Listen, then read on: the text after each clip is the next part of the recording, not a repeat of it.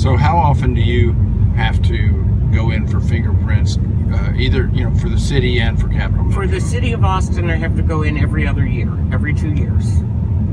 And for me, I renew in March. Price has gone up some, but it's usually around $35. And they don't cover it? No. I'm going to pay for that myself. How long does it take? It doesn't take long, but I do have to wait 48 business hours to go back and get it. So you have to make 2 trips out there. You have to make 2 trips. If it's so terrible, why aren't they advocating that cab drivers and limo drivers and shuttle drivers and pedicab drivers and horse and buggy drivers and everybody else involved in transporting the public shouldn't have to do it? Then that should be across the board. If it's a burden on them, then it must be a burden on us. I don't feel it's that much of an imposition when you consider we are taking people for pay in cars. That's a great risk from the other vehicles on the road.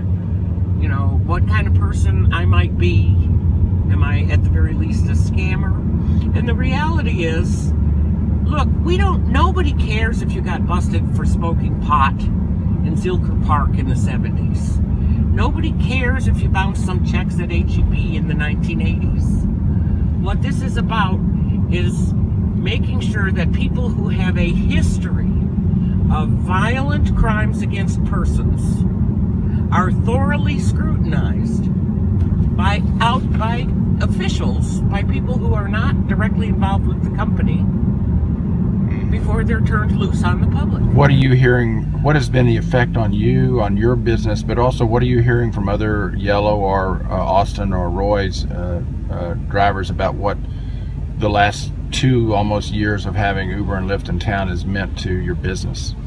Overall, according to our manager, and he gave me this statistic on Wednesday, overall, the number of dispatch trips that we have done has gone down 22% in the last year.